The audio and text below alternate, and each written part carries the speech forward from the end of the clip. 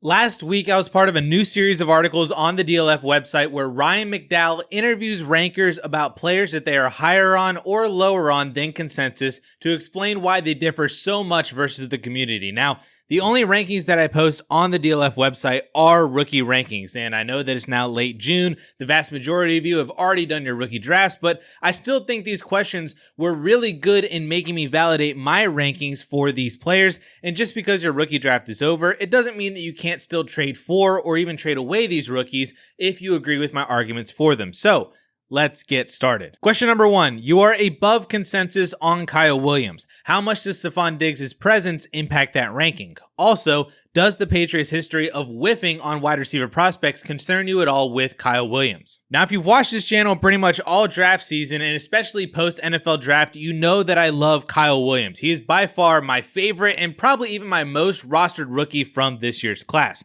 And kind of to my credit, I was high on Kyle Williams coming into the NFL draft. I was hopeful that he would be a day 2 pick, hopeful that he would land in a really good spot, and boy, did both of those things come true.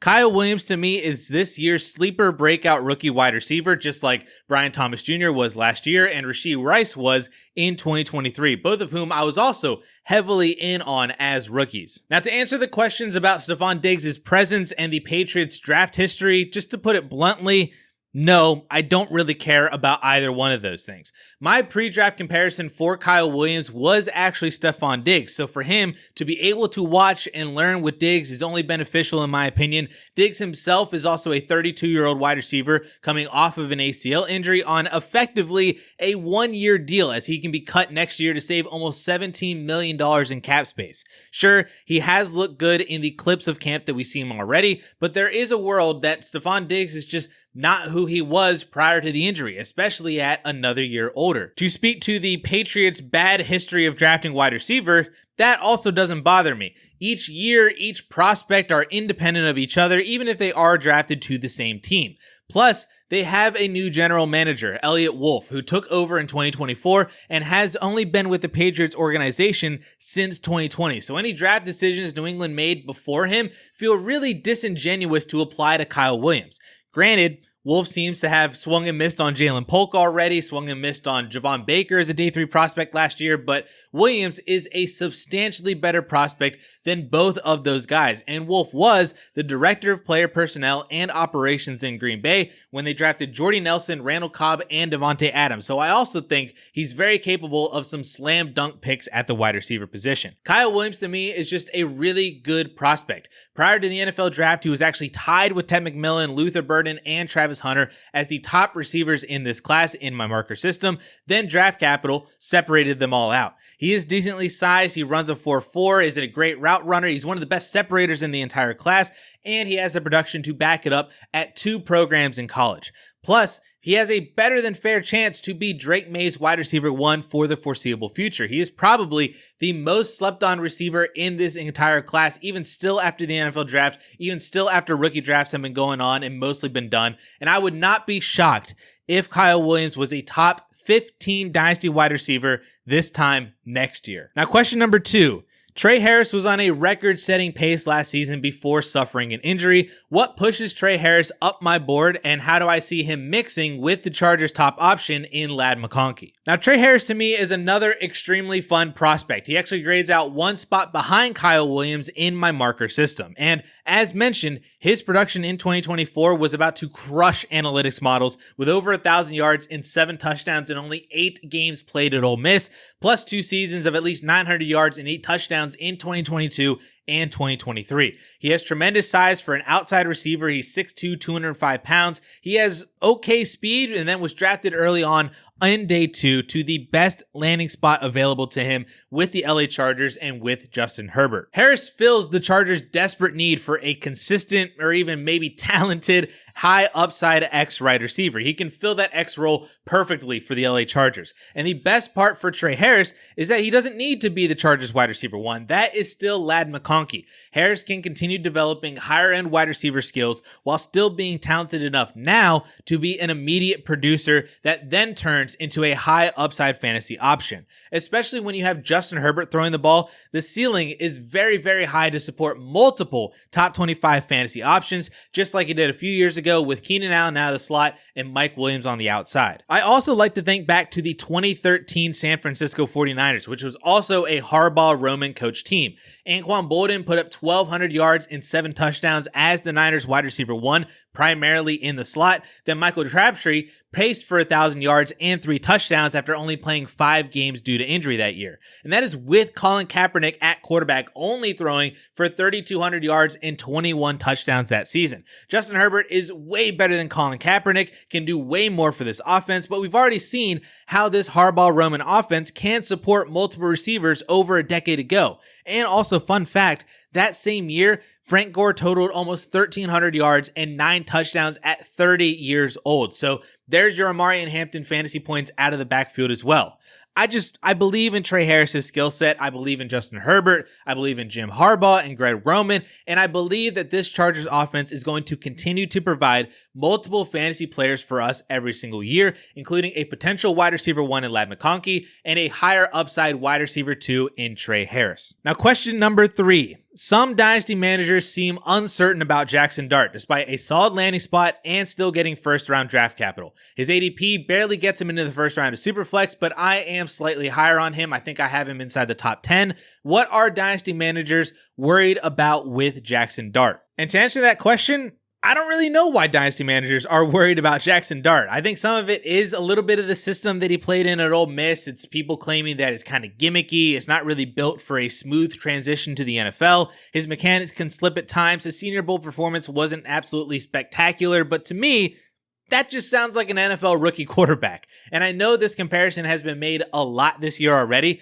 but we said a lot of the same stuff last year about Bo Nix, the whole check down merchant thing. It was the system, the gimmicky end of year stats. Well, now Bo Nix is arguably a top 10 Dynasty quarterback after an above expectations rookie season. In my modeling system for quarterbacks, Dart grades out easily as the quarterback 2 in this class and was also pretty much that same way even before the NFL draft too. He's not a perfect prospect by any means, but he is a lot better than most people give him credit for and also would have been a top 5 quarterback in last year's class, ahead of JJ McCarthy and ahead of Michael Penix. What actually interests me the most about Dart is his success in my PFF modeling system in tandem with my regular model, which basically just creates baselines from PFF metrics like big time throws, ADOT, turnover worthy plays, etc.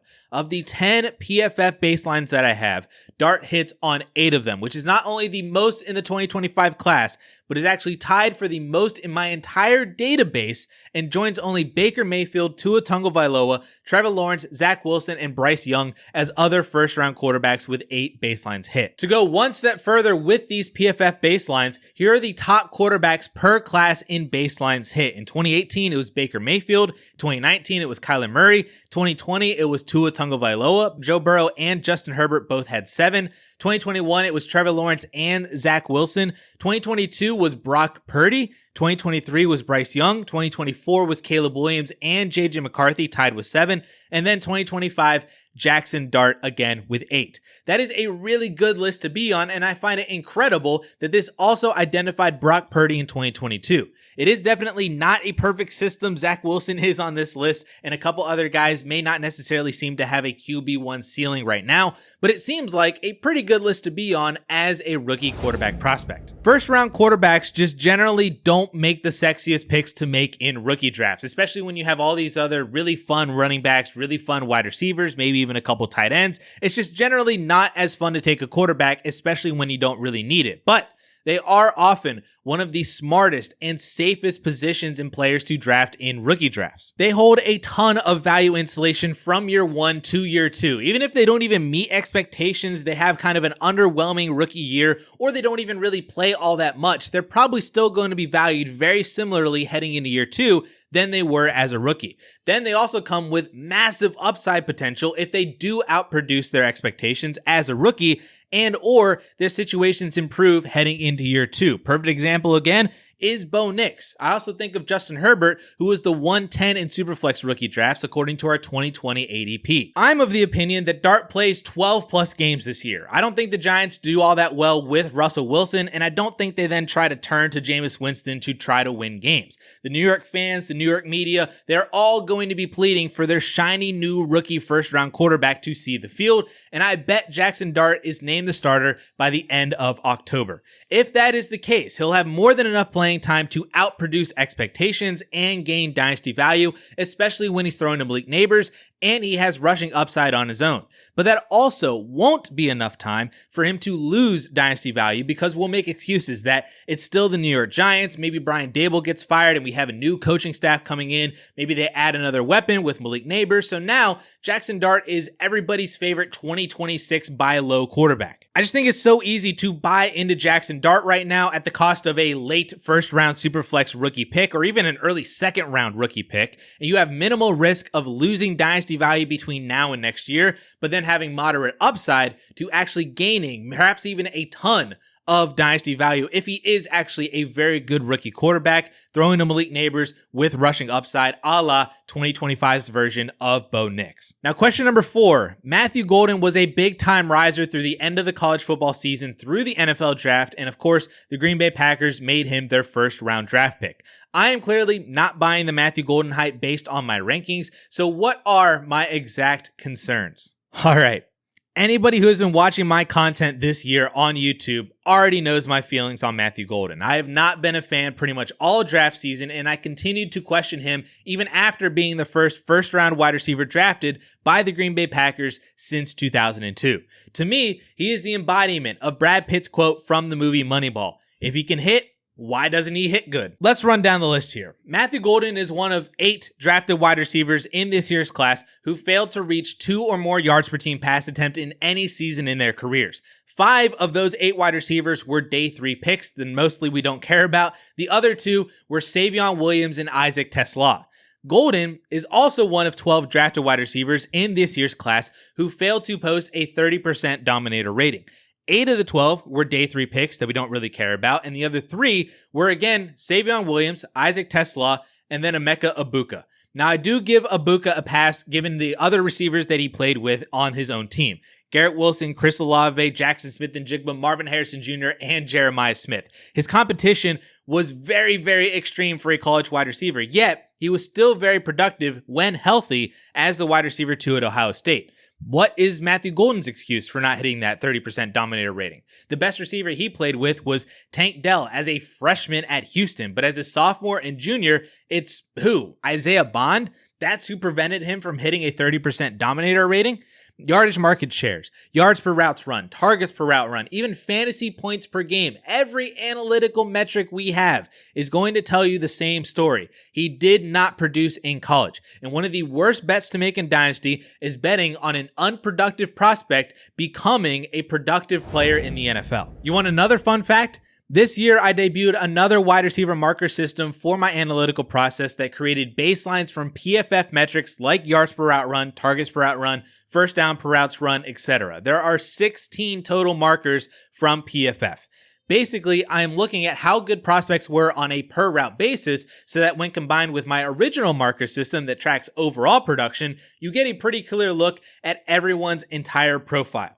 Since 2018, here's every first and second round wide receiver with less than 5 regular markers hit and less than 5 PFF markers hit, aka they have very low seasonal production and they have pretty bad per route numbers.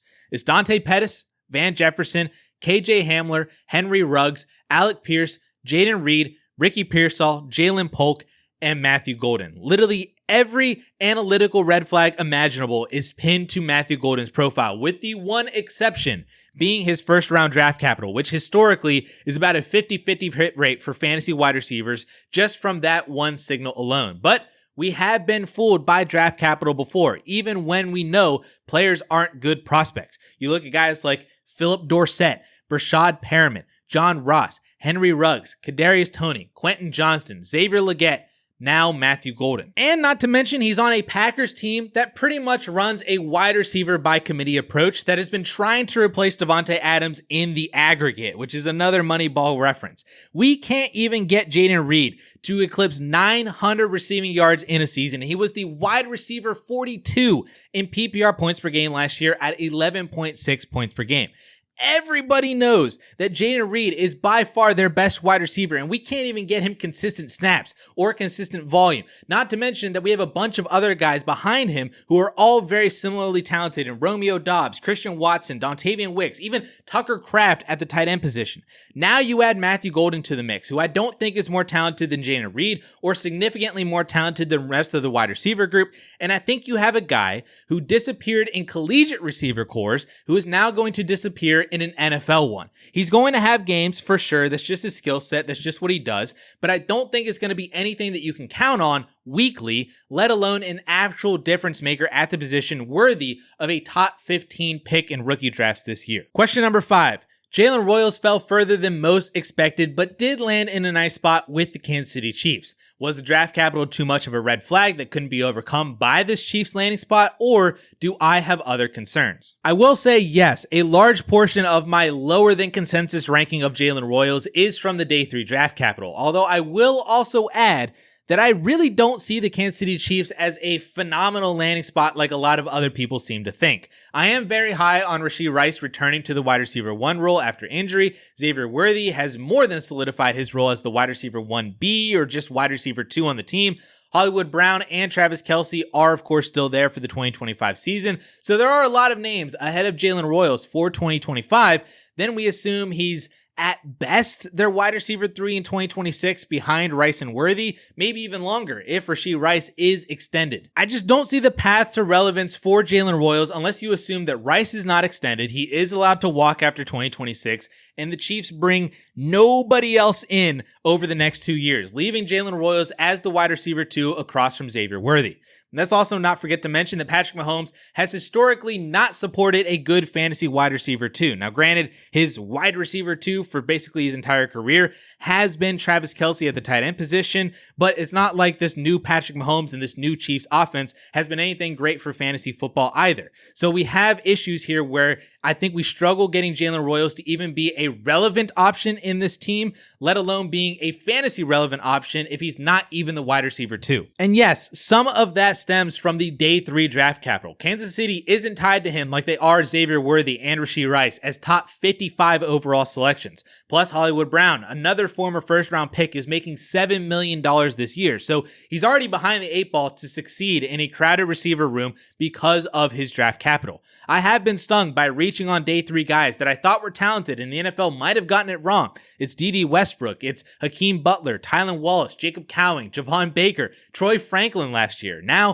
insert Jalen Royals, who to me is behind a few other day 3 names that I just happen to find more appealing. Now, the 6th and final question. Trevor Etienne was the RB9 in the NFL draft, but he is often being ranked and drafted behind many of the running backs selected after him, including according to my rankings. Why are we skipping over Trevor Etienne in rookie drafts? Now, this answer is a lot less passionate than the other 5 basically have been. I am just not really a Trevor Etienne fan. I wasn't really a fan before the NFL draft. I'm still not really a fan post-draft. I think the argument for Etienne is that he is the handcuff to Chuba Hubbard, but I don't even think that that's true because they have Rico Dowdle. So if he's at best just a handcuff, maybe even the RB3 on his own team, then he's really no different than a bunch of other day 3 picks. And then it just comes down to belief in talent and opportunity. Etienne grades out as the RB12 in my modeling system, and that is behind a few players who were drafted behind him in Dylan Sampson, DJ Giddens, and Taj Brooks. Jaden Blue is obviously the sexy day 3 name as the contender for the Cowboys starting job, so I get why he's drafted ahead of Trevor Etienne. I think Devin Neal is a better player than Etienne and has a better path to being the RB2 behind Alvin Kamara. If you're chasing team RB3s even, I think Jarquez Hunter and Damian Martinez are way more interesting names. And you can even toss in Jordan James, especially with Christian McCaffrey's injury history. Even players like Brashard Smith, Kyle Monangai, Ja'Cory Krosky-Merritt, even Phil Maffa just interesting me more than Trevor's Etienne. It's not to say that I won't ever draft Etienne. I still have him ranked as my RB15. If he's there in the 4th round, I'll draft him, but he's just not an exciting name to me and no better than a bunch of other day 3 picks, despite being one of the first running backs drafted on day 3.